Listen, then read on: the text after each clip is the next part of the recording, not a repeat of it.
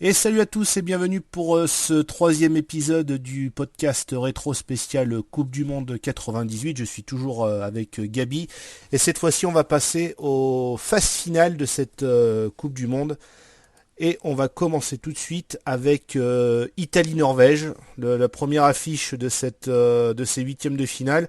Alors Italie-Norvège, tu te rappelles un petit peu de ce match, Gabi Ouais, c'est un match qui se déroulait à Marseille. Oui, Et grosse chaleur. grosse chaleur, ouais. Un stade plein, toujours comme Mm. d'habitude. C'est une Italie en fait qui joue contre une équipe de Norvège très défensive qui s'est qualifiée grâce à sa victoire contre le Brésil, Ouais. justement à Marseille même. Euh, un, une Norvège une équipe un peu surprise pour ce huitième de finale. Ah oui, oui, oui, bah tout à fait, là, y a rien à dire dessus, hein. Ouais, voilà. T'as l'équipe de l'Italie qui joue sans surprise avec tous ces grands joueurs, Vieri, Del Mm. Piero. Et par rapport au résultat, bon, c'est un résultat de 1-0 seulement pour l'Italie, mais c'est un match maîtrisé du côté italien en fait. Ouais. T'as Ouais, ouais. Vieri qui marque en contre. Par contre, les Norvégiens, début du match, ils ont eu deux grosses occasions et Pagliuca, non, c'était Pagliuca au but. Je En, pense en pas que ça quatre- soit Toldo, hein. Ouais, Ouais, c'était Pagliuca. Hein, il a sorti deux, trois arrêts assez déterminants. Ils ont eu chaud au début, puis après l'Italie a repris l'avantage et puis il y a eu ce but de Vieri. Tu te rappelles de sa joie, Vieri? ouais, Il ils s'assoient s'assoit. tous Voilà, les jambes, il voilà, y a en Kilo tailleur, Del Piero qui le suit. en Voilà, ça c'est tailleur. des images que tu te souviens. Ouais, donc tu te souviens, c'était trois Italiens face à face qui Voilà. s'assoient, les mains croisées à côté du poteau de corner. Exactement. Voilà, bon, on peut pas. Qu'est-ce qu'on peut dire de plus sur ce match? Pas grand-chose. L'Italie après qui a fait son match. Ouais, et on va dire que l'Italie pour ce match-là, ils savent que ils veulent aller plus loin de toute manière, donc Voilà. ils vont pas chercher à mettre plus de buts. Mm, Ils gardent le score, ils marquent très tôt dans le match à la 18e minute et voilà, exactement. ils gèrent le reste du match en espérant pas se faire égaliser pour aller aux prolongations. Et, ils y arrivent et ils gèrent physiquement leur équipe, on va dire. Ouais, exactement. Voilà, bon bah on va passer. Donc première qualifiée pour les quarts de finale, l'Italie. Ensuite on passe à un alléchant Brésil-Chili. Score sans appel pour le Brésil, 4 buts à 1. Là j'avais remarqué que pour ce match-là, le Brésil avait marqué deux buts sur 3 buts même sur coup de pied arrêté. Ouais, Les deux premiers buts de César Sampaio, c'est lui qui avait marqué lors du match d'ouverture. Hein. Ça doit être ça c'est contre lui. l'Écosse, encore sur coup de pied arrêté. Ronaldo qui va faire un doublé aussi. Et puis c'est juste avant le quatrième but du Brésil, Salas qui avait réduit le score, mais bon le Chili malheureusement est tombé vraiment là sur beaucoup plus fort que lui quoi ce soir-là. Ouais. Il faut dire pour ce match, en fait, ce qui est marrant, c'était un arbitre français, c'était Marc Marc Bata. Bata, ouais.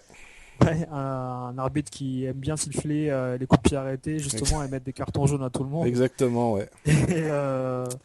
Et, c'est un match qui se déroule en fait au Parc des Princes, sous une pluie battante, et t'as le Brésil qui domine son sujet Ah oui. facilement. C'est un match sud-américain, Mm. mais deux équipes qui se connaissent bien parce qu'ils ont joué les qualifications en Amérique du Sud déjà, et Et puis malgré en qui fait, s'affrontent souvent en plus en Copa voilà. América, voilà, c'est comme on parlait il y a longtemps dans les podcasts, de toute façon, c'est deux équipes qui se rencontrent au moins chaque année, de toute façon, pour une qualification quelconque pour une compétition. Ouais, voilà. Et puis on sait que pour les phases de Coupe du Monde, pareil, c'est un groupe unique avec Mm. plusieurs équipes. Voilà, Donc ils se rencontrent déjà pour les qualifications aux Coupes du Monde. Et après, bon, comme ils se connaissent, ils n'ont pas l'effet de surprise que le voilà, Chili exactement. a mis en fait à l'Italie, qui a été surpris du niveau de jeu Mm. développé par l'équipe du Chili avec Zamorano et Salas. Là, Zamorano, il est transparent et Salas, il arrive à peine à faire quelque chose Mm. pour son C'est équipe. vrai. Donc c'est un résultat logique, on va dire. Ouais. Donc logique résultat, 4 buts à 1, voilà, le Chili qui a pas réussi à se montrer aussi en forme que lors du premier tour.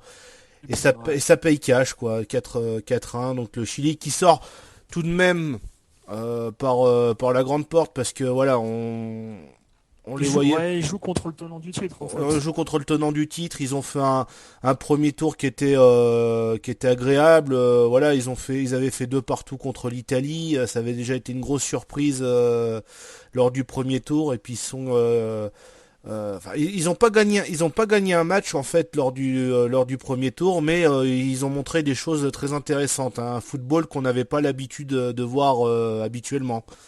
Ouais. Bah, c'est une Malheure- équipe qui développe du jeu qui ferme pas, comme la Norvège par exemple. Voilà, puis ça nous a permis de découvrir Marcelo Salas. Il y avait Juan Pablo Reyes aussi, le défenseur là qui s'est éteint les cheveux en rouge en plus pour l'occasion des huitièmes de finale, qui jouera à Auxerre la saison qui arrive là juste après cette Coupe du Monde.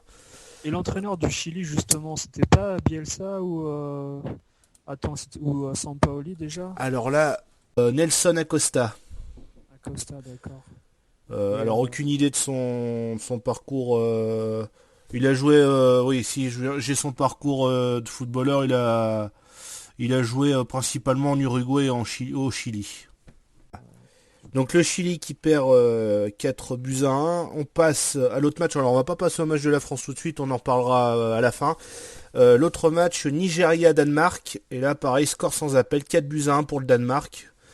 Un Nigeria qui déçoit un petit peu et un Danemark qui avait fait un premier tour, donc il était dans le groupe de la France qui était pas formidable et là qui fait un match vraiment excellent quoi. bah, il joue sur les faiblesses en fait du Nigeria qui est une équipe qui attaque beaucoup, mais en fait ils ont des grosses lacunes défensives. Hein. Ils Exactement se ouais. livrent beaucoup une fois qu'ils sont en attaque et le Danemark a mis que des buts en contre. Voilà notamment les 2 premiers buts déjà t'as 4 attaquants danois, enfin t'as 4 joueurs danois contre 2 ou 3 défenseurs nigérians donc déjà ça fait mouche directe. Ouais. Et pareil là, c'est sous temps de pluie que se déroule le match, comme Ouais. le match Brésil-Chili Bah, de toute façon, c'était à Saint-Denis que ça s'est joué, c'est au Stade de ouais, France et au Parc des Princes, Brésil-Chili. Donc voilà, ouais, c'est. c'était sur région parisienne. Ouais. Ouais. Et non, c'était un beau match, hein, mais le Nigeria s'est fait balayer alors que Voilà. c'était plus ou moins un des prétendants aux quarts de finale. Ben, moi, je me souviens d'être à fond pour le Nigeria et quand j'ai vu déjà 2-0 au bout de 13 minutes de jeu, j'ai dit c'est mort quoi. J'étais déçu quoi. Ouais. J'aimais pas cette équipe de Danemark. Pourtant, c'est une belle équipe avec les frères Laudrup. Voilà, il y a des très bons joueurs dedans. Et je me souviens du troisième but aussi là sur un contre, une nouvelle fois un contre, mauvais dégagement de la défense nigériane, et puis là t'as une louche d'un joueur, je me rappelle plus qui c'est qui fait cette louche là, et puis c'est Sand qui reprend directement ce ballon. Ouais. Voilà, super. Le troisième but est très très beau quoi. Non Ouais, là le 3-0 juste voilà. après la mi-temps.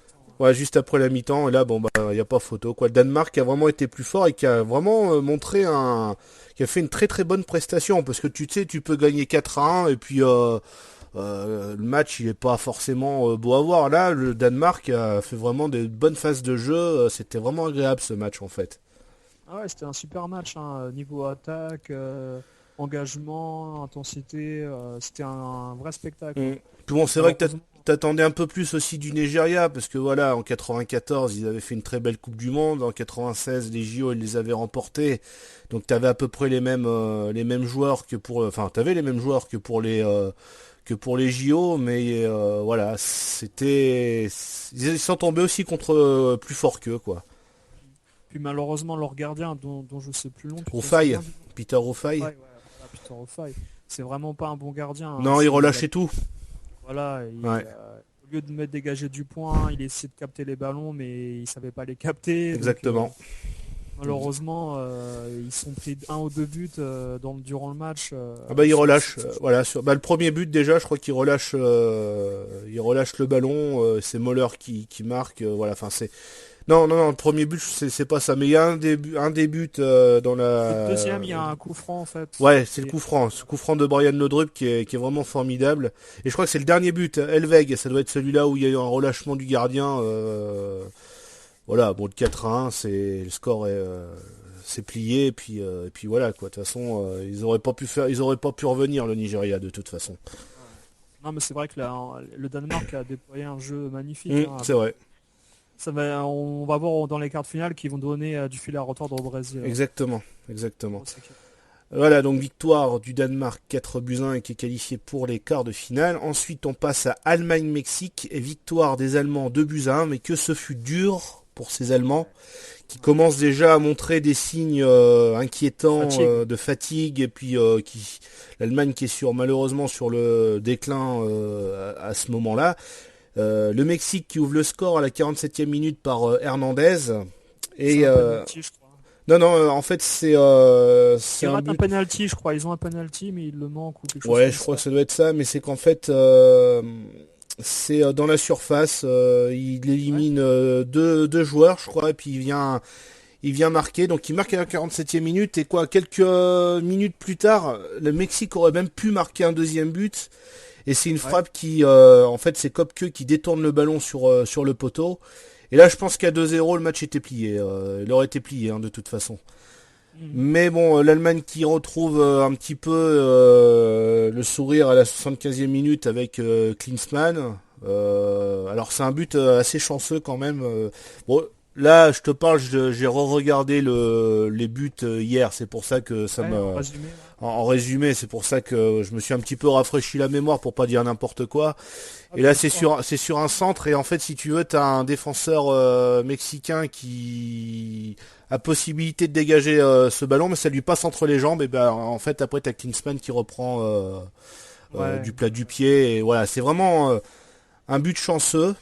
Et à avec l'expérience. Voilà, avec l'expérience, voilà. Bon, Klinsmann, voilà, c'est quand même un joueur d'expérience. Ces ballons-là, il les rate rarement, quoi. Et ensuite, 86e minute, c'est Birov de la tête, bizarrement. Son geste fétiche. Ouais. Bon, celui-là, il n'y a rien à dire. Il est vraiment beau parce que c'est une tête un peu lobée. De toute façon, Campos, déjà, qui était pas bien grand, on en avait parlé lors du podcast précédent. Déjà qui était pas bien, voilà, déjà 1,68, ouais. Déjà qui était pas bien grand, il se fait lober sur la tête de Birov. Au mieux, il y aurait eu un partout, je pense. Enfin, au pire, il y aurait eu un partout. Au mieux pour le Mexique, ils auraient pu gagner largement. Enfin, ils auraient pu gagner ce match-là, mais bon, c'est l'Allemagne qui passe. Mais l'Allemagne, c'est pas glorieux. C'est pas glorieux. C'est pas une Allemagne qui fait plaisir à voir. Là, tu sens qu'il y a une cassure, et puis que cette équipe est sur le déclin. Et puis bon, il y a beaucoup de joueurs qui ont passé la trentaine aussi. Mais mis à part Birov et Klinsmann, tout le reste, c'est, on va dire, physiquement, c'est pas au point. Non. Et puis tu vois quand même leur signe de joie à la fin du match, d'avoir battu que le Mexique, je veux dire, entre guillemets. Ils ont vraiment souffert, quoi. C'est pas rassurant pour la suite. C'est sûr. C'est vrai que bon, on a vu une très belle équipe de Mexique. Pareil, c'est une petite surprise. C'est une petite surprise aussi, cette équipe du Mexique. Ils ont quand même des très bons joueurs. Et c'est à ce match-là qu'il y a eu ce fameux coup du crapaud, là, le saut du crapaud de Blanco. Ouais. Côté gauche, là, je le vois bien encore dans ma tête. Vous savez, ils en avaient... je me souviens, pendant plus d'un mois, ils avaient remontré ce geste technique... ça n'a rien de spectaculaire. Non, c'est banal, mais bon, il a réussi à passer de défenseurs comme ça, quoi. C'était osé, quoi. Ouais, c'était le genre de geste qu'on faisait dans les cours d'école. Voilà, exactement. De football, quoi. Et tu fais ça en futsal ou je sais pas, dans les trucs comme ça pour t'amuser, quoi. C'est pour ça que ça a surpris un peu des professionnels allemands, européens qui se sont dit mais qu'est-ce qu'il fait. C'est sûr. Donc victoire peu convaincante de l'Allemagne contre le Mexique. Ensuite, match suivant, le Pays-Bas qui va rencontrer la Yougoslavie. Et victoire des Pays-Bas contre cette équipe yougoslave, 2-1. Vraiment dans les toutes dernières minutes. Avec une frappe de Davids juste à l'entrée de la surface. Une frappe... c'est une frappe de loin, quoi. Ouais, c'est vite joué avec Davids. Frappe de Davids, but de Davids qui marque et qui qualifie la Hollande. But d'Edgar Davids, quelle joie pour lui et pour tous les Hollandais dans ces arrêts de jeu de ce match. La Hollande qui va se qualifier pour les quarts de finale. ce but d'Edgar Davids. Je ne veux pas être toujours un pêcheur de tourner en rond, mais je crois qu'il y a hors-jeu d'opposition sur le tir d'un joueur hollandais qui masque le gardien. Mais bon, il paraît qu'il y a un ralenti. Pareil, le Pays-Bas qui a un petit peu peiné quand même sur ce match-là. Mais tu vois, celui-là, j'ai plus trop de souvenirs, je t'avouerai. Ah, c'était un beau match, hein, parce que il se déroulait déjà à Toulouse, en fait, en fin de journée. Ah non, et, c'était à 21h le match. Ouais, et il faisait vraiment beau, hein, c'est par rapport au voilà, temps. Ouais, le soleil était pas encore couché, quoi. Voilà, au mauvais temps en fait qu'on a eu durant les matchs sur la région parisienne le jour d'avant. En fait, c'est vraiment plaisant de voir un match en fait avec du soleil. Puis ce stade de Toulouse qui était il était beau ce stade de Toulouse. Il était adapté jusqu'au 8e de finale. Après, une fois qu'il y a des grosses équipes, vaut mieux qu'il y ait plus de public. Hein. Voilà, c'est sûr. Et quand même, c'était un stade limite plus grand que celui de Saint-Etienne. Ouais, 35 000 à peu près, je crois, un truc comme ça. Ouais. Et puis, ce qui était intéressant à Toulouse, c'est que le public était près du terrain, derrière les virages, en fait. C'est sûr. Et ça donnait une atmosphère superbe pour ce match entre les Pays-Bas et la Yougoslavie. L'Yougoslavie, qui est pas passé loin de se qualifier. Hein, ça aurait été au moins jusqu'aux prolongations, quoi. Il restait quoi, même pas une minute de jeu. Et t'as cette frappe de Davids qui vient un petit peu qui stoppe les espoirs yougoslaves d'une prolongation, parce qu'après qualification c'était peut-être pas forcément sûr, mais voilà. T'as un but de refusé aussi pour une faute juste avant la fin du match aussi des Pays-Bas qui ont pas mal d'occasions avec Bergkamp et Cocu. Bergkamp qui marque en plus le premier but, un but à la Bergkamp. Ouais. Bergkamp qui est vraiment dans une grande compétition, une grande coupe du monde, il fait. Hein. Et puis de la frappe de Davids côté gauche à ras de terre qui passe à travers tous les défenseurs, en fait un peu comme celle de Wiltord mais beaucoup plus loin. Un peu plus loin, c'est exact. C'est ça, c'est un peu ce but. Il a eu raison, il tombe sa chance. Et un David sans lunettes à l'époque. Ouais. Et ça fait drôle de le voir sans lunettes pour ceux qui l'ont connu avec les lunettes spéciales pour ces matchs. Il jouait avant sans lunettes et c'est vrai que ça fait drôle de voir les yeux qui... Il avait raconté justement qu'il avait eu une opération en fait et il avait des lentilles. Et en fait le fait qu'il se sente à l'aise avec les lunettes, ça lui donnait un style pour se démarquer sur le terrain. Et puis son sponsor lui avait demandé s'il voulait les garder en fait. Et finalement il a gardé les lunettes alors qu'il n'en avait plus besoin en fait. Et c'est clair. Et t'en verras plus, hein. Ça m'étonnerait que tu revoies des joueurs avec des lunettes comme ça, quoi. Je pense qu'il devait avoir le match en noir et blanc, hein, donc. Ou en coloré orange, tu sais. Faut voir, faudrait lui demander. C'était un style, quoi. C'était voilà. Tu le reconnaissais facilement. Même dans FIFA, tu avais ces lunettes qui étaient créées, quoi. Ouais, t'avais l'option. Hein. Ouais. Ensuite, sûrement le match le moins intéressant, au niveau occasion de cette suite. Plaisir de jeu. Plaisir de jeu, voilà, c'est ce Roumanie-Croatie avec victoire de la Croatie 1-0, but juste avant la mi-temps de Devor Šuker sur penalty. Alors, si je me souviens bien, il s'y reprend 2 fois, je crois, hein, le penalty. Et il a ce geste, il prend son pouls au niveau de la gorge. Ouais. Est-ce que tu te souviens? Il se tâte le pouls en fait pour comme il disait, c'est pour savoir s'il avait trop de pression pour tirer ce penalty ou pas, quoi. D'accord. Et il s'y prend, je crois, 2 fois pour tirer ce penalty. Et bon, voilà, victoire 1-0. Mais bon, c'est pas le match le plus marquant, voilà. C'est un des matchs les plus ennuyeux que j'ai vu. Voilà, de cette Coupe du Monde. Parce que c'est encore un match qui se déroule à Bordeaux et malheureusement quand on connaît Bordeaux au niveau télévisuel, on a le contre-jour en pleine caméra. C'est ça. Et regarder le match en 4h30, 16h30 tu vois pas le match. Forcément la balle. Ouais. Et tu vois pas forcément la balle quand tu regardes la télé, t'as du mal à voir les lignes aussi. Et puis le match était très ennuyeux, faut dire que c'est 2 équipes qui jouent en contre. Donc ça c'était un peu fermé, quoi. T'as eu 2-3 tirs par-ci par-là avec Zanovic et et Souker, mais bon, c'est loin d'être le match de la Coupe du Monde. Et puis t'avais tous les Romains, tu sais, qui s'étaient éteints les cheveux en blond. En blond, ouais. Donc t'en reconnaissais plus un, quoi. Et ça, comment dire, ça a duré qu'un match, cette histoire de se teindre les cheveux, quoi. Donc, ouais. Et heureusement que ça s'est terminé 1-0, parce que franchement, il y aurait eu prolongation. C'était le bout de l'ennui. Tu te serais endormi devant, quoi. Il n'y avait pas d'autres mots. L'avant-dernier match, et c'est sûrement un des plus beaux, c'est ce fameux Argentine-Angleterre. Et celui-là, pour moi, je trouve que c'est un des plus beaux de ces huitièmes de finale. 2-2 après prolongation, et c'est l'Argentine qui vaincra l'Angleterre, malheureux à chaque fois au tir au but, l'Angleterre, 4-3 au tir au but, et c'est l'Argentine qui ouvre le score sur un penalty de Batistuta, alors penalty assez discutable quand même. Voilà. Ensuite Shearer qui égalise sur un penalty à la 4 minutes plus tard, à la 10e minute.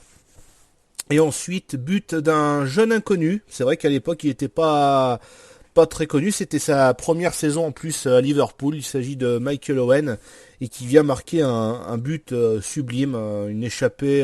Il va se défaire de 2-3 défenseurs et tromper le gardien. Et une révélation de cette Coupe du Monde, c'est Michael Owen. Ah, c'est sûr.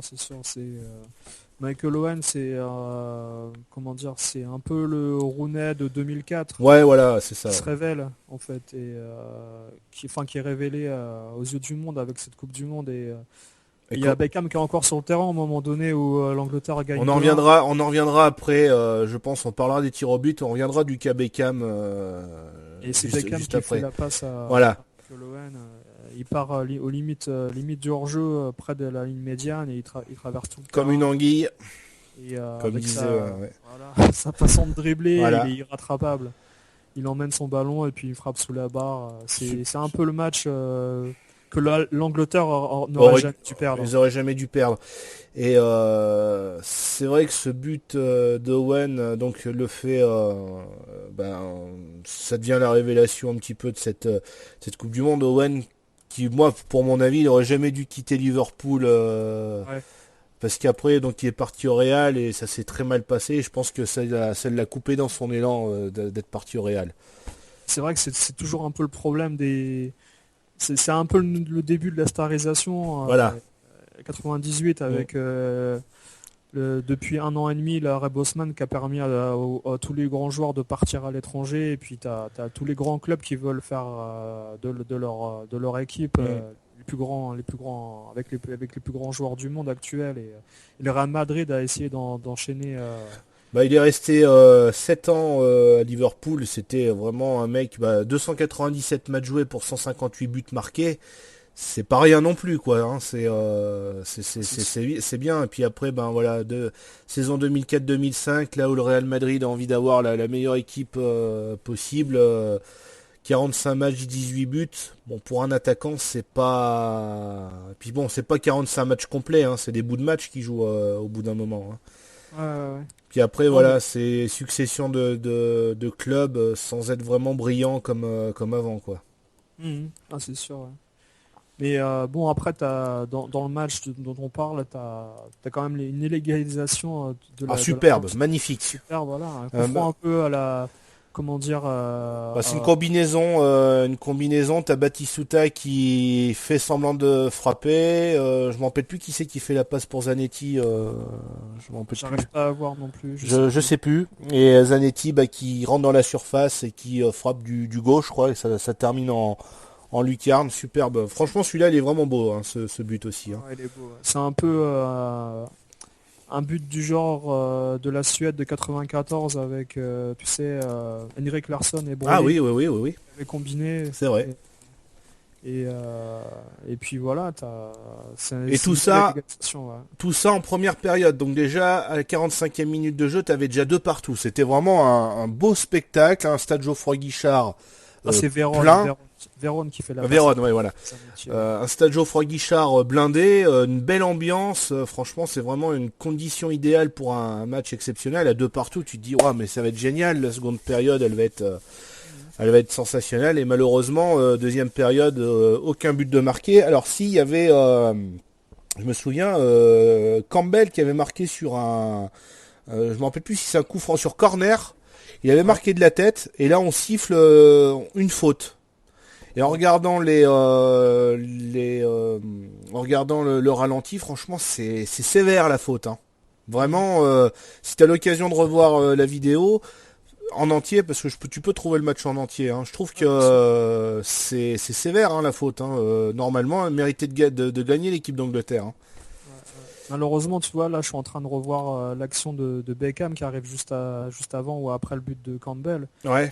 Et en fait, cet arbitre-là, c'est un des arbitres qui a été... Nielsen. Qui a été impliqué dans des scandales. De la Juve, dans les affaires de la Juve, des matchs achetés en Coupe d'Europe. Donc, tu peux te poser des questions. C'est clair. Donc tir au but, l'Angleterre qui va louper. Alors d'abord l'Argentine va louper avec Crespo, mais marquera tous ses tirs au but ensuite. Et malheureusement, Ince et Beatty pour l'Angleterre, qui tombera face à un très bon Roa, c'était le gardien Carlos Roa, qui arrêtera les deux pénaltys. Et donc victoire de l'Argentine. Mais on va revenir sur quand même le fait du match. Parce que malgré ces magnifiques buts qu'il y a eu, celui d'Owen et de Zanetti, il y a eu le fait de match à quelques secondes après le début du match de la seconde période, enfin quelques secondes non, mais peut-être 2 minutes après le début de la seconde période, David Beckham qui se fait expulser suite à un geste d'énervement. Il reçoit un ballon, il y a Diego Simeone qui fonce sur lui, il tombe par terre et là Beckham qui par terre donne un coup de pied dans la jambe de Simeone qui bien sûr en rajoute. Parce que bon, largement parce que je veux dire par rapport à sa position, Beckham qui est allongé, il tape du talon. En fait, il tape du talon sur l'arrière du genou. Alors c'est sûr que si tu donnes un vrai coup de pied dedans, ta jambe elle plie. Mais là, c'était pas non plus un coup qui aurait pu le blesser ou vraiment le faire tomber comme ça. Mais bon, il en rajoute. Aucune force, c'est une force latérale. Il y a aucune intention de faire mal. C'est pas. Alors il y a aucune intention de faire mal, mais malheureusement il y a le geste quand même. Donc c'est sanctionnable. Et il le fait en face de l'arbitre. Il le fait en face de l'arbitre qui voit tout. Il va donner un carton jaune d'abord à Simeone. Et là, tu t'attends à ce qu'il donne un jaune pareil à Beckham. Et là, il sort de carton rouge. Parce que Simeone, quand même, le geste qu'il fait juste avant, c'est un coup de genou dans le dos, et après il l'appuie avec sa main sur le dos de Beckham. Pour moi, c'était plus Simeone qui avait le rouge et Beckham. S'il faut en mettre un, parce qu'à aucun moment je trouve qu'il faut mettre un rouge à qui que ce soit là. Mais, ouais, c'est vrai. Bon, il y a geste dangereux. Un rappel à l'ordre avec un carton, ça aurait été suffisant, mais bon, malheureusement, ça s'est passé autrement. Et à cause de ça, ensuite, toute l'Angleterre qui va être contre Beckham, et les jours qui vont suivre, ça va être un gros enfer pour Beckham qui va rentrer en Angleterre et qui va recevoir des menaces, des insultes, menaces de mort, et puis dans certains stades, je me rappelle plus quel stade, ils avaient fait comme ce qu'il y a eu pour Mathieu Valbuena l'année dernière quand il y a eu Marseille-Lyon, un joueur pendu à l'effigie de Beckham. Ça aurait été en fait les supporters disent que c'est que si l'Angleterre a perdu, c'est à cause de Beckham. Bon, je trouve que ça va loin quand même parce que c'est pas le seul responsable et pour moi le responsable c'est un petit peu l'arbitre qui a soit a voulu faire trop de zèle, soit autre chose. C'est possible. Et j'ose pas penser autre chose. Mais si vous regardez le ralenti, la façon dont il demande à Beckham de se lever, il sait déjà qu'il va mettre. Oui, de toute façon. Et déjà, il a la main derrière la poche. Ouais, alors bon, il a son carton jaune peut-être, mais il doit pas. Normalement, le carton rouge, tu l'as toujours derrière la poche. Pour moi, perso, j'étais arbitre pour les jeunes. Ouais. Et comme on m'avait dit, le carton jaune, tu le mets devant ta poche de devant, comme ça, c'est ce que tu sors le plus souvent. Ouais. Et ton carton rouge, tu le mets derrière ton short, comme ça, au moins, t'es sûr de pas te tromper. Et là, tu le vois, il a la main derrière le short pendant tout le long de la tente là que Beckham et puis Simeone viennent vers l'arbitre. Là, tu te dis ça sent mauvais quoi. Ouais. Mais bon, c'est un fait de jeu comme c'est un fait de jeu qui se fait exclure contre l'Arabie Saoudite. Voilà. C'est le genre de choses en fait qu'on n'a pas pardonné aux grands joueurs Non. en fait. Je pense que par exemple, si c'est un joueur comme Candela qui se fait exclure contre l'Afrique du Sud ou un joueur comme je sais pas moi Le Sceau Oui. voilà. Je sais pas si on réagit pareil là. C'est parce qu'on demande tellement des grands joueurs de qualifier l'équipe et en plus de pas faire d'erreur. La pression elle doit être énorme donc. Surtout Beckham en plus, donc à l'époque il sortait avec, c'est toujours sa femme maintenant, hein, avec une des Spice Girls. Alors c'était devenu un personnage people, donc malheureusement les personnages people ils sont soit adulés, soit détestés à fond. Et puis on aime les détester. On aime les détester, voilà, surtout en Angleterre de toute façon, déjà avec tous les leurs journaux à scandale qui arrêtent pas de publier des photos des fois qui sont complètement sorties de leur contexte. Bien sûr, c'est pas fait pour apprécier la personne. Hein. Cantona il en sait quelque chose, hein, de toute façon malheureusement. Hein. Voilà, donc grosse désillusion pour cette équipe d'Angleterre. Et comme je disais, c'est un petit peu de la faute de l'arbitre parce que de toute façon, ceux qui écoutent ce podcast, je vous invite à regarder. Vous trouverez facilement Argentine-Angleterre de 98. Déjà, vous regardez le penalty de Batistuta, que Batistuta met, il est très discutable. Le but que marque Sol Campbell, normalement, il est valable. Il y a plein de petits trucs comme ça qui dit tiens, c'est pas normal, mais après faut pas se faire une fixette non plus. Hein. L'Angleterre aurait pu, si vous voulez vraiment gagner, l'Angleterre aurait pu s'y prendre autrement, quoi. Hein. C'est pareil, faut pas tout mettre sur le dos de l'arbitre non plus. Non, surtout que bon là, on sait pas forcément encore si cet arbitre-là était déjà impliqué avec la Juventus dans les affaires de coups de Champions League à l'époque. Je sais pas. Donc, faut voir, mais. Bon, c'est un arbitre qui est vraiment discutable sur plusieurs décisions, hein. Un peu comme certains en Ligue 1 qui justement mettent des cartons à tout va, mais sont pas corrompus forcément. C'est ça. Voilà, donc l'Argentine qui passe en quart de finale et bien sûr on arrive au dernier match, celui de l'équipe de France contre le Paraguay. Et là, c'est un match très compliqué pour l'équipe de France. Pire que compliqué, je sais pas. Pire que compliqué. Faut trouver un mot, je crois. Voilà, qui bat cette équipe du Paraguay à la 113e minute grâce au but en or qui a été instauré qui a été introduit dans cette Coupe du Monde pour la première fois, grâce à Laurent Blanc. Ouais. Et là, de toute façon, ça aurait terminé au tir au but. Chilavert l'avait dit, si on termine au tir au but, j'éliminerai la France. Il l'avait dit. Et je pense que ça aurait ça serait passé comme ça. Ouais. Parce que c'est vrai que Chilavert a été très très bon durant ce match-là. Le Paraguay a pas été ridicule non plus. D'autant le premier tour, le Paraguay était peut-être pas formidable, mais là contre la France, ils ont quand même fait un très très beau match, les Paraguayens. Ouais. Ce qui est dommage, c'est qu'ils se seraient qualifiés en faisant de la défense à 10 derrière, quoi. Voilà. Ils ont eu pratiquement 0 occasion, voire une seule, je crois, en prolongation. Une ou deux, mais qui n'était pas non plus, c'était pas inquiétant. Hein. Et d'un autre côté, la France, si elle se fait éliminer là, elle peut s'en prendre quand même. Hein, ah oui. Combien de fois Thierry Henry se retrouvait devant le gardien, il veut mettre des plats du pied, les placer en lucarne, au lieu d'essayer de cadrer sa balle, Trezeguet qui rate, enfin, il y a eu énormément d'occasions gâchées, quoi. C'était Zidane qui est pas là non plus, qui est sur le banc, parce qu'il faut savoir que voilà. Mais il avait pris 2 matchs. Il a pris 2 matchs. Donc il n'a pas joué contre il a pris un match en fait, je crois, non? Ah non, mais il a pris 2 matchs parce qu'il avait le Danemark. Le Danemark, le premier match, et contre le Paraguay, il joue pas. Et je pense que ça a été assez préjudiciable pour la France. Ouais.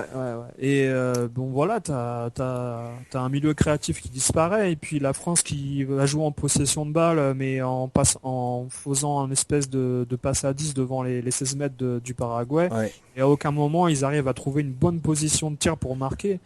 Et t'as quand même des sacrées occasions avec Trezeguet et Henry, mais malheureusement t'as Thierry Henry qui tord la cheville à un moment donné, et il doit sortir. Il est obligé de sortir, ouais. Et je sais pas si c'est peut-être une des raisons que la France a dû changer sa façon de jouer, et puis je crois qu'il sort avant, il doit sortir avant les prolongations normalement. Ouais, il sort avant, parce que c'est ce qu'on peut voir dans les yeux dans les bleus, parce que Tu le vois sur le banc, dans les vestiaires en fait. Et puis regarde le match des vestiaires du coup. Sur la télé, Il n'ose même pas retourner en tribune regarder le match. T'imagines, enfin ça doit être dur. Déjà pour Zidane, c'était horrible pour lui de regarder le match du banc. Surtout si toi tu te blesses, c'est horrible aussi parce que voilà, tu te dis j'ai eu énormément d'occasions, j'ai pas réussi à en planter une. Si on perd, c'est presque de ma faute quoi. Et tu vois là, sincèrement, hein, je me souviens, c'est on va dire, c'est le premier match de la Coupe du Monde avec la France pour lequel en fait les Français ont commencé à vraiment avoir de la sympathie pour cette équipe-là et de l'engouement en fait. Exactement. Parce qu'en match de groupe, si tu veux, les gros scores ont fait que tout le monde s'est dit ouais c'est normal, c'était facile, voilà. C'est pas trop dur. Mais en fait, le fait que ça soit tellement dur à ce match-là et que on a dû passer par les prolongations, il y a eu un engouement qui s'est créé de façon pas explosive, mais toute la France a été derrière cette équipe-là durant ce match-là et jusqu'à la fin de la Coupe du Monde. Moi j'ai ressenti ça quoi. Ouais. Mais on a eu chaud jusqu'au bout quoi. Je crois que ce but de Laurent Blanc, ça a libéré, ça a libéré tout le monde. Et puis bon, ce match il passait sur TF1, puis t'as ce fameux commentaire de Thierry Roland. Djorkaeff. Négociant, il va chercher à piquer le ballon. Pires.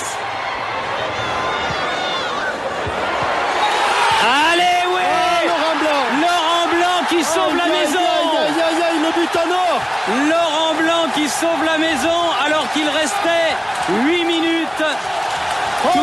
Tout le Paraguay est écroulé dans la surface de réparation. C'est surtout Gilardi qui va te dire la lumière est venue de Laurent Blanc, tu sais. Voilà, ouais. Avec une prise de risque peut-être de Pires. Il est dans la surface. Le centre très aigu. C'est fini. But de Laurent Blanc.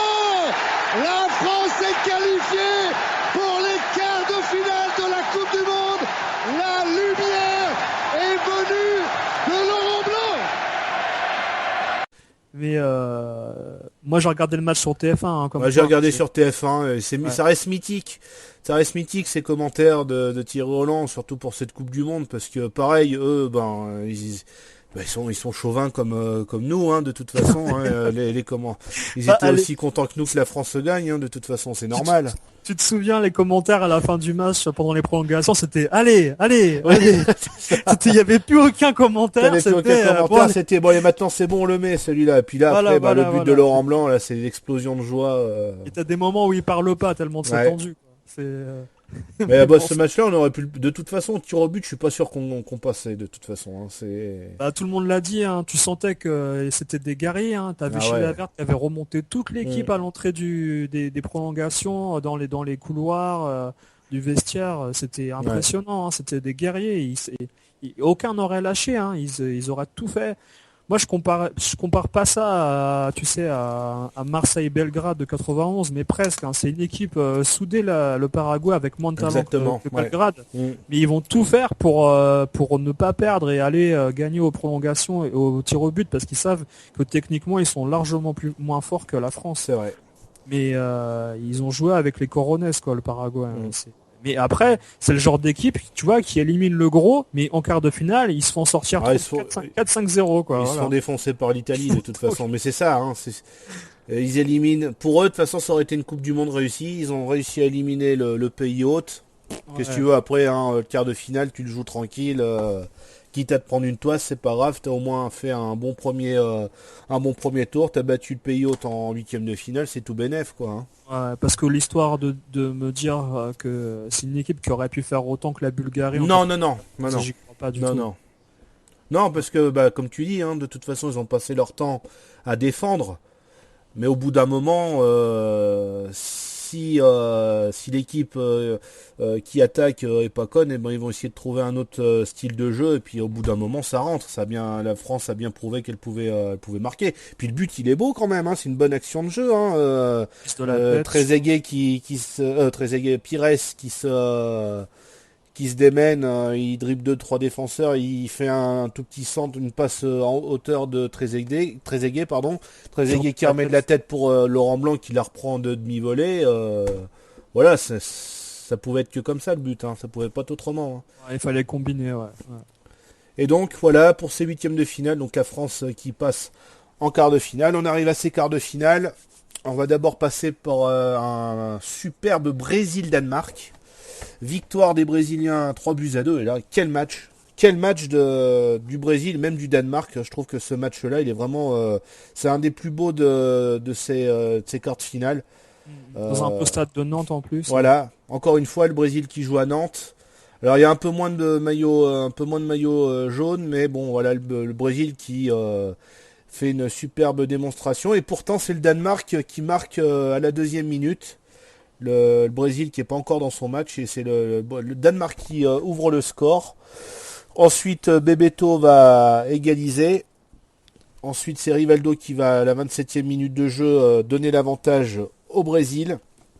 2-1, ce sera le score à la mi-temps. Ensuite, Brian Laudrup va égaliser. Tu te rappelles de ce but juste derrière encore, ouais. Tu te rappelles de ce but avec le retourné complètement loupé de Roberto Carlos. Il veut essayer de dégager ce ballon. Il tente une reprise acrobatique, mais c'est complètement loupé. C'est Brian Laudrup qui reprend ce ballon un petit peu de demi-volée. C'est le genre de truc qui fait plaisir aux attaquants, ça. Ah ouais, non mais c'est clair. Tu vois le défenseur qui, d'une façon arrogante, veut te targuer en faisant un retourné un peu. Et toi, tu te dis, complètement foiré. C'est clair. Il sait pas ce que je vais faire avec la balle encore. Et ensuite, malheureusement ou heureusement pour le Brésil, pour ceux qui sont pour le Danemark, malheureusement, Rivaldo qui marquera la 60e minute de jeu, qui donnera la victoire au Brésil. Mais là, on aura vu un sacré match quand même. Ouais, c'est un des plus beaux matchs, comme tu dis, de la Coupe du Monde. À l'opposé de Roumanie, Croatie. De toute façon, tu pouvais pas faire pire, de toute façon. De toute façon, je veux dire, t'as des artistes sur le terrain. T'as Bebeto, Rivaldo, Ronaldo, et de l'autre côté t'as Laudrup et Thomas Helveg. Il y a de la créativité. C'était vraiment un des matchs les plus plaisants à voir, même à re-regarder aujourd'hui. Ah ouais, tu peux le re-regarder aujourd'hui, c'est toujours aussi plaisant, quoi. Stade plein, une soirée parfaite où il faisait bon pour jouer au foot, voilà quoi. Franchement, il y a toutes les conditions pour que ce soit un beau match, quoi. Ouais, puis t'es un peu triste que le Danemark soit fait sortir parce que il déployait du beau jeu. Moi je trouve qu'ils avaient beaucoup mieux joué que le Brésil ce soir-là, de toute façon. Moi je trouve qu'ils méritaient beaucoup mieux de passer que le Brésil. Ça aurait été une sacrée surprise aussi là. Ouais, ils auraient pu se faire sortir le Brésil, parce que je pense que sans Rivaldo qui fait deux frappes de loin, voilà, 2 frappes de loin, comme il faisait à Barcelone à l'époque, où il joue tout seul un peu. C'est un peu ça que moi je reprochais à Rivaldo à l'époque. Trop perso. Il a eu le ballon d'or, mais pour moi c'était un joueur qui jouait tout seul. Il avait la balle, et non, je vais pas faire de passe, il est à 30 mètres et le mec il tire. La plupart de ses buts sont super beaux, mais c'est parce que c'est des actions où il est tout seul, il frappe de loin, il fait des reprises acrobatiques de super loin, ça marche, mais parce que il va pas essayer de la passer à l'attaquant, il va préférer y aller tout seul, quoi. C'est ça. J'ai largement préféré un joueur comme Bebeto au Brésil qui lui arrivait à faire des plats du pied à la surface. Qui préférait des fois. Il finissait des actions collectives. Voilà, exactement, ouais. Ce premier, d'ailleurs, l'égalisation, c'est sur une action collective. Il fait une balle piquée sur Schmeichel. Le premier but, il est beau du Brésil aussi, marqué par Bebeto. Ah ouais, c'est un beau but, si. Et donc, le Brésil qui bat le Danemark 3-2. On passe à Pays-Bas-Argentine. Autre beau match, elle se jouait au Vélodrome sous un soleil de plomb. Et donc, victoire des Pays-Bas. Ouverture du score de Kluivert. Ça doit être sur une tête, je pense, sur un centre repris de la tête. Je ne me rappelle plus. Non, c'est contre le Brésil qui marque de la tête. Je me rappelle plus de ce but-là. Cheikh Lopez, après, il va se retrouver pour l'égalisation argentine. Lopez, ils sont 3 attaquants argentins contre 2. Ils partent en contre. Ils partent en contre, et en fait, il va se retrouver face à... C'est Van der Sar au but, je crois. Face à Van der Sar, et là, Il essaye, je sais pas s'il tente une feinte et trucs comme ça, mais il voit que Van der Sar a les jambes un peu écartées, il va marquer le but en passant le ballon entre les jambes. Et il est comique ce but. Ouais, c'est bizarre, hein. Ça fait un peu comme dans sent... FIFA quand t'essayes de vouloir faire une feinte, là, tu vois le joueur qui bouge, mais c'est ça, hein, t'as l'impression qu'en fait il a raté son lob ou sa pichenette. Et en fait, il écrase son tir et finalement ça passe entre les jambes. Ça dure une éternité en fait cette action parce que au moins ça dure 3 secondes. Tu dis tiens attends qu'est-ce qu'il va faire? Il va tenter un petit lob, il va tenter une pichenette, il va essayer de faire un crochet pour l'éliminer et puis bon tu vois qu'il arrive à passer le ballon entre les jambes. Très astucieux comme but, hein. C'est un joli but quand même quoi, mais c'est faut oser quoi parce que s'il aurait attendu 2 secondes de plus, il se faisait piquer le ballon et c'était fini quoi. Je suis même pas sûr, tu vois, que des joueurs comme Inzaghi auraient tenté ce genre de choses. Donc après Claudio Lopez, un joueur du FC Valence à l'époque déjà, je pense. Ouais. Et je pense qu'il sait ce qu'il sait ce qu'il fait, donc voilà. Je pense que c'est un but qu'il a vraiment voulu quoi. Non mais c'est un but qu'il a voulu, mais c'est que bon il a eu quand même 3 secondes où c'était de l'hésitation. Ouais exactement. Et donc on s'approche encore une fois un but partout, 89e minute, et là Bergkamp qui marque un nouveau but vraiment mais exceptionnel celui-là. Le Batistuta est rentré un tout petit peu trop vite, mais il avait bien vu quand même.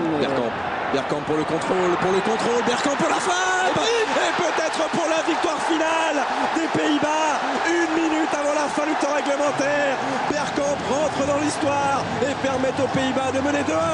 Mais quel but celui-là, franchement c'est un de mes préférés de cette Coupe du Monde. Un enchaînement du pied droit, magnifique, à l'extérieur. Un but à la Bergkamp de toute façon. Hein, Arsenal il en mettait tous les 10. Voilà, il en mettait à chaque fois, mais c'est un but vraiment exceptionnel. Avec Anelka, à cette époque-là, avec Arsenal, moi je regardais souvent l'équipe du dimanche et j'avais l'occasion de voir... J'adorais ce joueur, moi. Je l'aimais bien ce joueur, moi, Bergkamp. C'était un super joueur. C'était un super joueur, ouais. C'est un joueur, je veux dire... il a jamais mis un but anecdotique à chaque fois. Tu te rappelles ce but contre Newcastle avec j'avais réussi à le faire une fois quand je jouais au foot, ma modeste carrière de footballeur, j'avais réussi à marquer un petit peu un but comme lui. Tu sais, il met son pied un petit peu sur le côté, il y a le ballon qui passe sur le côté du défenseur. Enfin, faudrait que il fait un grand pont en fait, mais sans toucher la balle. Voilà, sans toucher la balle, il fait juste un tout petit extérieur du pied, il y a le ballon qui passe sur ce côté de son pied, ça passe à côté du défenseur, il récupère le ballon et ce but-là, il est formidable. Il y a celui-là aussi. Moi, je confonds avec un autre. Il y a un autre où il touche pas la balle, il fait un grand pont et il marque. Ah oui, il y a celui-là aussi. Et celui dont tu parles, qui est super beau aussi. Contre Newcastle, c'est Arsenal Newcastle. Il se la lève en fait avec l'effet, la balle revient et. Mais ça, c'est des buts de futsal, hein, c'est pareil. Hein, c'est des buts que seuls des joueurs techniques peuvent mettre. Hein, et Bergkamp qui avait fait le voyage en voiture parce que c'est le mec qui avait peur de prendre l'avion et à chaque fois qu'il y avait un déplacement à faire, il le faisait en voiture. C'est incroyable. Hein. Même pour les États-Unis, hein, il a fait la traversée en bateau. En bateau. Et on l'a endormi pour faire un voyage en avion. Sans déconner quoi. C'était Barracuda quoi en fait. Non mais c'est ça. Mais il y a une anecdote extraordinaire, hein, c'est qu'aux États-Unis, à un moment donné, avant d'arriver à faire le quart de finale contre le Brésil, tu sais, je crois que c'est à, je sais plus dans quelle ville c'est, j'allais dire Dallas, mais je sais plus. Boston ou Dallas, et ben en fait c'est la seule fois où il va prendre l'avion, on l'a convaincu, il prend l'avion, malheureusement il y a une alerte à la bombe au moment où ils sont bas et finalement ils doivent descendre de l'avion tous en fait, et c'était une des rares fois où il avait accepté de prendre l'avion entre deux trajets entre les États aux États-Unis, parce qu'il n'y avait pas assez de jours pour traverser en voiture en fait. Et il a eu, je pense, une des peurs attends, t'imagines. Encore. Mais bon, voilà. Donc sublime match, enfin quand même c'était un très beau match aussi celui-là au niveau des buts et trucs comme ça. Donc victoire des Pays-Bas qui vont en demi-finale. L'autre match, et là la grosse surprise. Alors, enfin je sais pas, est-ce que c'est vraiment une surprise? Attends, on va en reparler déjà. C'est Allemagne-Croatie, victoire des Croates. 3-0. Mais est-ce qu'on peut dire que cette équipe de Croatie est vraiment une surprise? Parce que c'est quand même une équipe composée de joueurs de l'ex-Yougoslavie. C'est pas n'importe qui non plus. Bah, t'as des joueurs qui étaient à l'Étoile Rouge de Belgrade. Voilà. 11, il y en avait. T'as quand même des sacrés joueurs. Alors c'est une jeune nation, d'accord, mais avec des joueurs expérimentés déjà, quoi. Ouais. Après, moi, sincèrement, j'ai revu le match cet été. Ouais. Je sais pas ce qui m'a appris. Bon, j'ai revu le match Allemagne-Croatie. Et l'Allemagne, franchement, ouais. c'est hallucinant qu'ils perdent. C'est hallucinant ouais. parce qu'ils se prennent 3 buts, mais les 3 buts qu'ils se prennent, c'est des contres ou des coups de pied arrêtés. C'est ça. Ouais. Et à aucun moment sur ce match-là, l'Allemagne doit perdre, quoi. Enfin, ils ont plein d'occasions. Klinsmann, il y aura une foison d'occasions. Bah, à un moment, il y a le but, un but tout fait presque. Le ballon arrive, le mec, il est juste en face du gardien.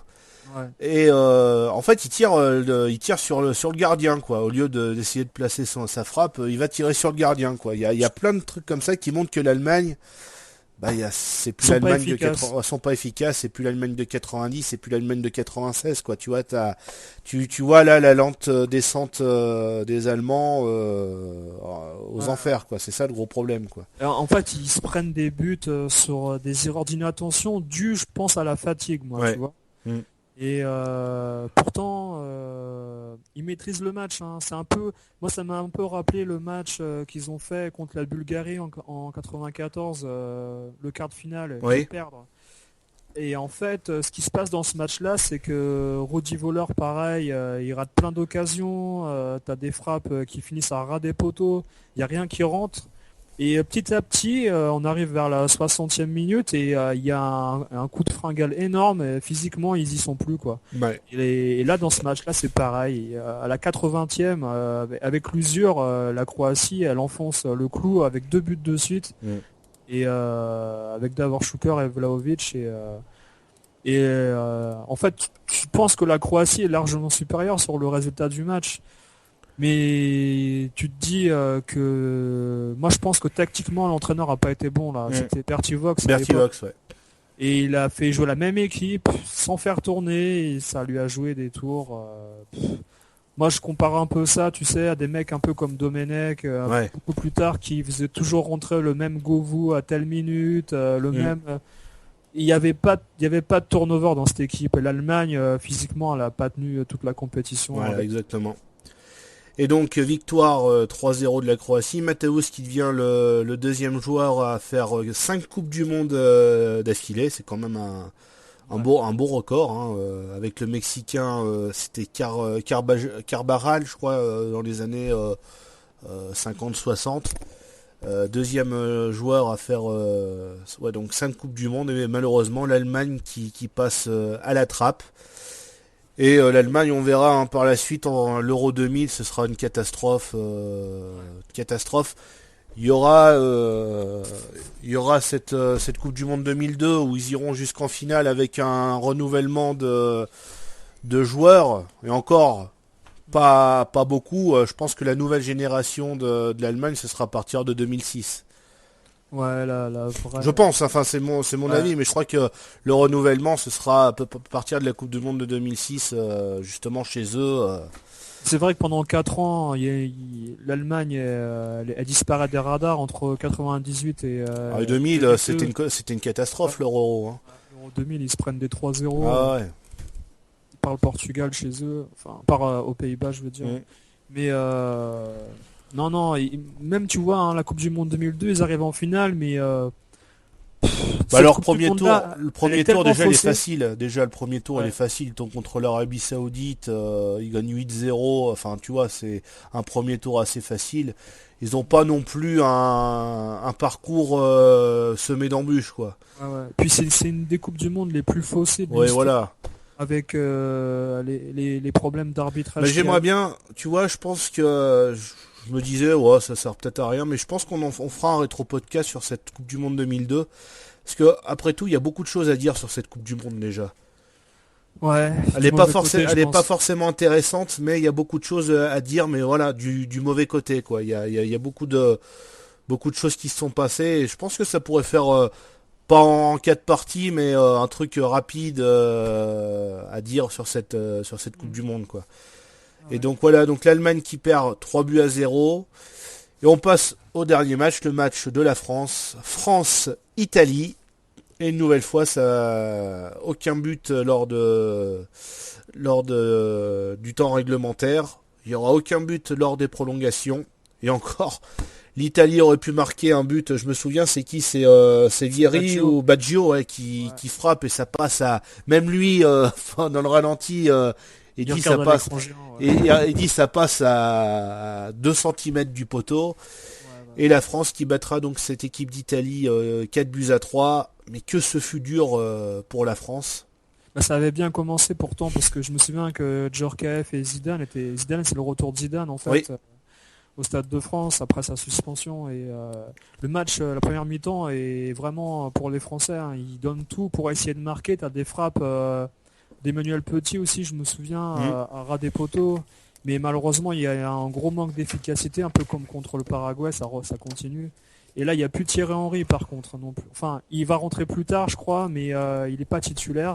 Ouais. Et bizarrement, son entorse est guéri déjà. Donc, il a dû jouer sous infiltration. Déjà. Je pense. Et, mais bon, t'as toute l'armada française qui joue en Italie. Donc, et puis t'as eu les anciens joueurs qui jouaient comme Kerambeu là, qui était au Real, mais qui avait joué une saison avant. Enfin, pendant 3 saisons, je crois, ou 2 saisons à Sampdoria. T'avais Laurent Blanc qui avait joué un tout petit peu à Naples, mais après t'avais Zidane, t'avais Deschamps, De Sailly, Djorkaeff, Thuram, Candela, Bogossian qui jouaient déjà, donc c'était déjà des joueurs connus pour les Italiens qui eux jouaient la plupart tous dans leur championnat en Italie. Ouais, bien sûr. Et non, mais moi je garde un bon souvenir de ce match-là. C'est un beau match, c'était un beau match pour un 0-0. C'est pas forcément que t'es un 0-0, c'est pas forcément que c'est un mauvais match. Là, c'était un match agréable. Il y a eu beaucoup d'occasions. Bon, ça c'est pas, il y a pas eu de but, mais ça pouvait basculer d'un côté ou d'un autre, mais plus du côté italien quand même. Ça aurait pu basculer. En fin de match. Moi, ce que j'ai trouvé dommage, c'est que l'Italie a entamé le match de façon très légère. Ouais. Un peu comme la finale 2006 en fait, tu sais, ils n'ont pas forcément tout donné au début du match. Peut-être c'est pour la fraîcheur physique, ils étaient un peu, peut-être qu'ils ont voulu garder des forces pour le reste du match, mais ils se sont laissés dominer par les Français et en fait, ils attendaient un peu les prolongations. Moi j'ai trouvé dommage de pas voir Vieri, de pas voir Del Piero à son niveau quoi. Ouais. Et Roberto Baggio à la fin du match, il a fait 2-3 petits trucs, mais on lui demandait pas forcément de se trouver en pointe à Baggio, c'était plus au milieu de terrain. C'était un bon match. Moi je pense que à ce moment-là, de toute façon, si la France ou l'Italie se qualifiaient, il n'y avait pas de honte à ce que l'un ou l'autre perde. Voilà, exactement. 50-50, vraiment. C'est vrai. Et donc on arrive à ce moment fatidique des tirs au but. Donc Zidane va marquer le sien, ensuite Roberto Baggio va répondre à Zidane. Et là, grosse première frayeur pour l'équipe de France, Vicente Lizarazu qui loupe son penalty. C'est vrai qu'à ce moment-là, tu te dis merde. Aïe, ça commence mal. T'en as beaucoup qui vont un peu se rappeler de 82. Bon, ça n'a rien à voir, mais 82 où t'avais même Brésil contre le Brésil en 86. Toujours l'équipe de France lors des tirs au but, ça n'a jamais été vraiment facile. Puis t'as surtout 96 aussi où la France avait perdu au tir au but encore une fois. Et là, tu dis Vicente Lizarazu qui loupe un tir au but, tu dis ça sent mauvais. Et puis bon, juste après Albertini lui va louper son penalty. Et ce qui est marrant en fait, tu sais, c'est Lizarazu qui avait révélé, qui s'était dit après avoir raté, mais qu'est-ce qui t'a appris d'aller tirer un penalty? Tu ne tires jamais. Voilà, c'est ça. Tu tires un tous les 10 ans. Qu'est-ce qui t'a appris d'aller tirer? Et au moment où Barthez le croise pour échanger la position, au moment où il va affronter Albertini, Barthez dit à Lizarazu, t'inquiète pas, je vais l'arrêter. Et du coup, c'est ce qui se passe. Mais c'est vrai que Lizarazu, quand tu pense bien, mais il y a pas eu, ils ont jamais, est-ce qu'il y a eu des tirs au but après pour l'équipe de France Et je crois que Lizarazu il a tiré un penalty en qualif de l'Euro 96 contre l'Israël à Caen. Non, il avait marqué dans le jeu, ouais. Non, d'accord. Bon, donc tu vois, je m'en souviens même pas d'avoir vu tirer un penalty en fait. Non. C'est vrai que c'est bizarre. Ensuite, Trezeguet va marquer, Costa Curta va égaliser, Thierry Henry va marquer, Christian Vieri va égaliser. Ensuite, Laurent Blanc pour le 4-3. Et dernier tireur, c'est Di Biagio. Et malheureusement pour Di Biagio, heureusement pour la France, Di Biagio qui frappe sur la barre. Et la France est qualifiée pour les demi-finales. Et là encore, alors déjà que le huitième de finale était vraiment sous tension, mais c'était insupportable cette attente du but. Là, c'était encore plus insoutenable. C'était en plein après-midi. En plein après-midi en plus. Il y avait plein de monde aux Champs-Élysées, à Paris. Tu avais du monde aussi à l'hôtel de ville à Paris. Dans tous les lieux parisiens, c'était rempli. En province, c'était rempli sur les places municipales, pareil. Et un match qui dure quand même 2h30 avec les prolongations. Ah ouais, qui dure super longtemps.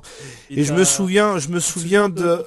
Ouais, bah voilà, c'est ce que j'allais dire. Candela qui, tu le vois donc pendant pendant Les Yeux dans les Bleus, mais je pense que on l'avait vu avant que la cassette à l'époque elle sorte, parce qu'on savait pas vraiment que c'était une cassette Les Yeux dans les Bleus au début, hein. On savait pas qu'il y a quelqu'un qui filmait les Bleus.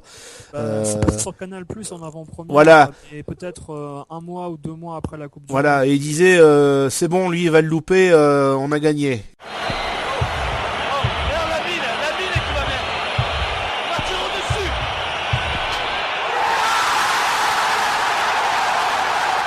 Et ça a pas loupé. C'est ça, la Roma, elle avait l'habitude de tirer en force, Di Biagio. Et il savait pas forcément qu'il allait tirer sur la barre, mais il savait qu'il allait tirer en force au milieu.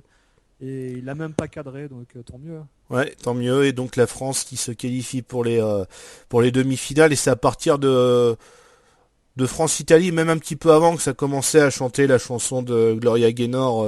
C'était Vincent Candela aussi qui avait commencé à la chanter comme ça à l'entraînement. Heureusement qu'il nous a pas sorti Banana Split de Léo. Le petit bonhomme en mousse ou le truc. Ouais, non, on aurait été mal. C'est clair. Et donc, on va passer aux demi-finales et puis on passera match de la 3e place et ce sera fini pour cette 3e partie. Donc première demi-finale, le Brésil contre les Pays-Bas. Il y aura un partout jusqu'au temps réglementaire et le Brésil qui gagnera 4-2 au tir au but. Ouverture du score à la 46e minute de jeu. Alors soit même pas 20 secondes après l'engagement de la seconde période. C'est Rivaldo, c'est ça qui passe pour Ronaldo. Avec son pied gauche. Avec son pied gauche, voilà, Ronaldo qui va marquer après en éliminant Cocu, je crois. Et voilà, donc 1-0 pour le Brésil. On se dirige vers une victoire brésilienne, mais à la 87e minute de jeu, c'est Kluivert qui vient égaliser d'une tête rageuse. Ouais, superbe but, hein. C'est vrai que là, on pouvait pas mieux faire sa tête de toute façon. C'est une tête piquée, je crois. Oui, ça va être une tête piquée. Oui, c'est une tête piquée, ouais, je crois. Hein. Ouais, sûrement. Ou c'était Zidane qui avait marqué d'une tête piquée, mais non, je crois pas. Je crois qu'elle passe, sous la barre. D'accord. J'ai plus les images en tête, mais bon, c'est pas grave. On sait qu'il marque de la tête. Donc aucun but après en prolongation et c'est le Brésil qui va gagner 4-2 au tir au but. Cocu et Ronald de Boer louperont leur penalty et ça fera une nouvelle fois le Brésil ira en finale. Ouais, Cocu c'est un des joueurs maudits au tir au but. Hein. C'est vrai. Il continue hein, à l'Euro 2000. L'Euro 2000 il le loupera, ouais. Et malheureusement, je veux dire, ça clôt un peu une génération après l'Euro 2000. Les Pays-Bas vont disparaître avec cette génération-là, mais c'est une génération qui aurait dû gagner quelque chose pour moi. Ouais, c'est vrai. Parce que par rapport à d'autres équipes, enfin malheureusement et heureusement pour nous, la France était supérieure en Europe à cette époque. Oui. Mais les Pays-Bas, c'était une des équipes européennes qui aurait dû avoir un trophée comme l'Espagne en 2012 et en 2010. Au même titre, je veux dire, les Pays-Bas, c'était une équipe magnifique et les voir se faire éliminer. Et voilà, ils sont toujours éliminés au tir au but, quoi. Il y a toujours le truc qui va clore leurs espoirs, c'est les tirs au but parce que voilà, ils arriveront jamais jusqu'au bout, quoi. Ouais, c'est triste parce que t'as quand même le Brésil qui à chaque fois passe. Mais tu te demandes comment ils sont arrivés à passer en fait. Ouais, c'est vrai. Parce qu'ils se prennent tellement d'actions ils se prennent des buts à chaque fois presque. Hein. Voilà. Et c'est bon, après faut un vainqueur, mais le match pour la 3e place au Parc des Princes contre la Croatie, ils vont laisser passer. Ils auront pas envie de le jouer de toute façon. On va en venir de toute façon.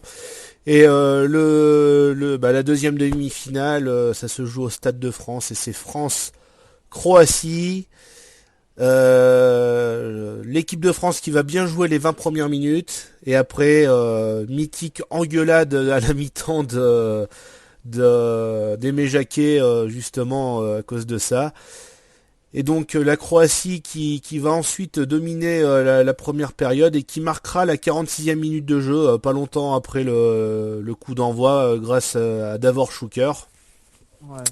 Et alors qu'ils sont encore en train de montrer le but de Šuker, au moment où ils ont fini de montrer le but, tu vois Thuram prendre le ballon et qui frappe et qui marque. Et là, tu te dis Thuram qui marque, c'est improbable. Voilà. C'est un peu comme un petit peu comme Jean-François Domergue en 84, le mec il a jamais marqué un but de sa vie en équipe de France et là c'est rêvé quoi, c'est Thuram, il marque à la 47e minute, une minute après le but de Šuker, il vient égaliser. Voilà, donc premier but, superbe but, hein, frappe en dehors de la surface. Le deuxième, ouais, magnifique. Ouais, parce que le premier c'est un tacle du bout du pied. Voilà, c'est ça. Ouais. Conclu par un jeu en triangle, après un jeu en triangle, je veux dire. Et c'est sur l'engagement qui marque de l'égalisation là, juste comme tu dis. Et tu penses jamais en fait que la France a égalisé. Je crois que c'est un autre ralenti qui t'ont mis. Moi, j'avais cette sensation. Je me dis mais pourquoi il montre un autre but? Qu'est-ce que c'est cette histoire? Alors moi je t'avouerai, ce match-là, je l'ai pas vu parce que à l'époque j'étais en colonie de vacances. J'avais 13 ans, donc je l'avais écouté à la radio et j'avais pas vu les buts. Et je me souviens d'avoir justement revu ce match après. Je l'avais enregistré. Et j'avais vu le but de Šuker. Bon, j'ai dit allez c'est bon, je vais accélérer. J'ai pas trop envie de voir ce but-là. Putain, je regardais, mais je fais il est où ce but de Thuram là Ah, tu risquais pas de le voir. Bah, tu risquais pas de le voir parce qu'en fait, il était vraiment juste après la fin de la diffusion du ralenti de Šuker, quoi. Directement, Thuram qui égalise. Là, tu te dis waouh, c'est bizarre comme entame de match de seconde période. Et permet donc à Davor Šuker de recevoir un ballon à mort et l'attaquant du Real Madrid du coup de pied sans difficulté trouve le chemin du but français. Espérons qu'ils vont digérer rapidement ce but, les Français, qu'ils vont repartir à l'assaut car maintenant ils sont menés et ils ont 43-4 minutes. Oh, avec un ballon et égalisation de Lilian Thuram sur le coup d'envoi de la deuxième partie de cette deuxième période. Égalisation de Thuram juste après le but. Que d'émotion, alors que vous étiez en train de dire qu'il ne faudrait pas tarder. Mais c'est typique des équipes de l'ancienne Yougoslavie. Ouais. Un gros manque de rigueur sur des phases défensives et trop euphorique après leur premier but. Il y a une déconcentration et la France a réussi à marquer tout de suite. Et en plus Deschamps qui avait dit à la mi-temps il faut monter qu'on monte tous ensemble, qu'on descende pas comme ça, faut tous qu'on monte ensemble et vous verrez ça marchera. Et c'est vrai qu'il a eu raison parce que la preuve, Thuram a marqué le but.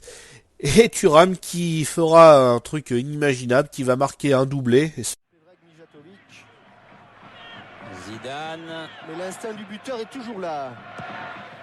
Transversal, Thuram. Superbe amorti, superbe contrôle. Là, il faut venir l'aider, lui proposer des solutions. Il est passé, nouvelle frappe. Et but de Thuram. Le doublé. Extraordinaire frappe à l'entrée des 16 mètres 50. Oh, deuxième but extraordinaire de Lilian Thuram. Oh là là, il n'en avait pas marqué, mais il en met deux d'un seul coup lors de cette demi-finale du mondial. Le but là est vraiment superbe. Frappe enroulée.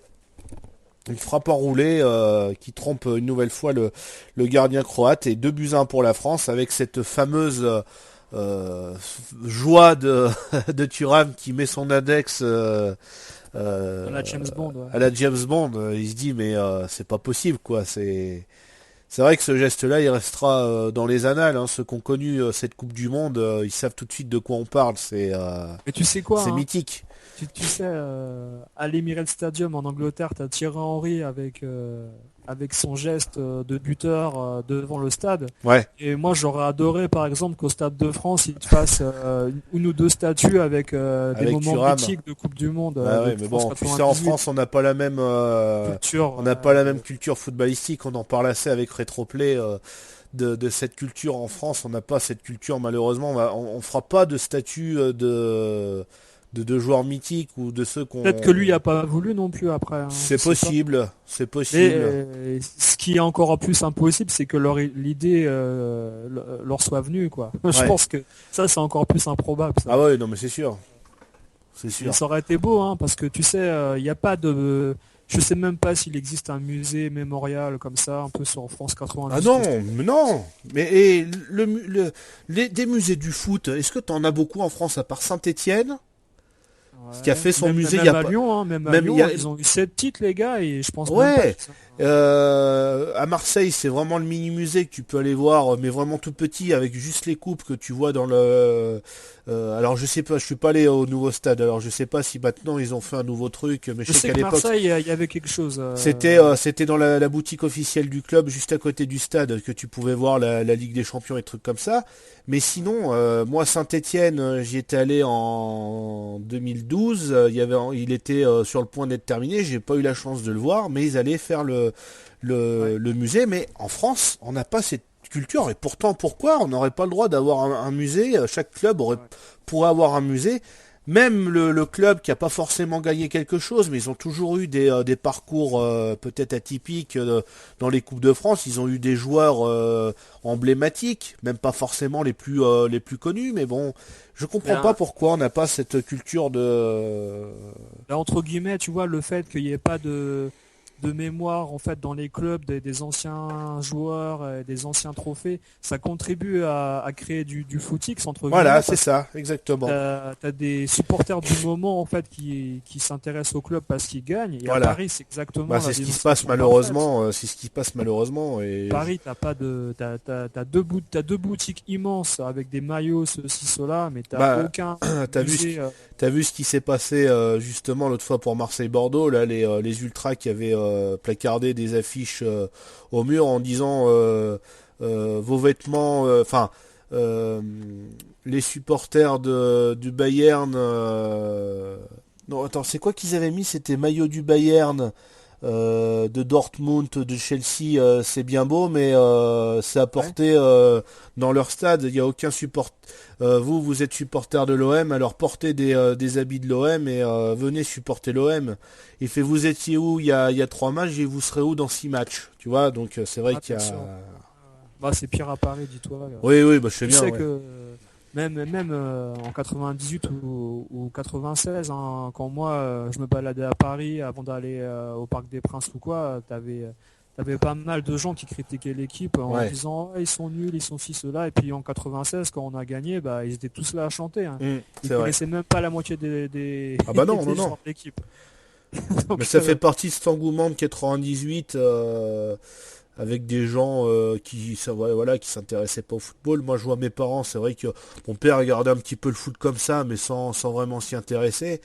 Mais moi je voyais France-Croatie, non c'était France-Italie, mes parents l'avaient regardé avec moi, la finale j'étais avec mes parents, c'est la première fois, bordel de merde, c'est la première fois que mes parents regardaient du foot avec moi, mais j'ai dit quoi, mais c'est fou quoi, c'est quand même des bons souvenirs, hein, c'est pas ce que je veux dire, c'est quand même des super bons souvenirs.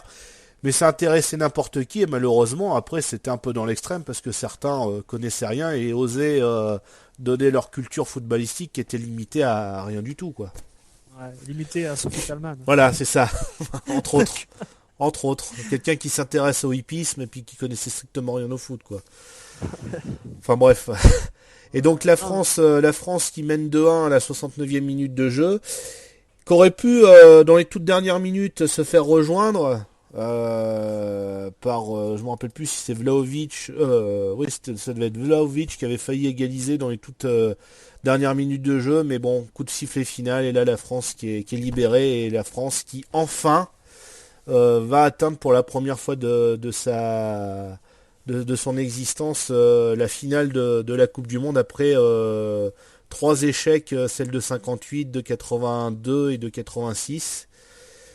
Et donc la France rencontrera le Brésil. Ça, on en reparlera dans la dernière partie de ce podcast. Et juste avant de nous quitter, on va parler vite fait de ce match de la 3e place entre les Pays-Bas et la Croatie. Et là, comme tu disais tout à l'heure, Gabi, les Pays-Bas, ils en avaient rien à foutre de ce match de la 3e place.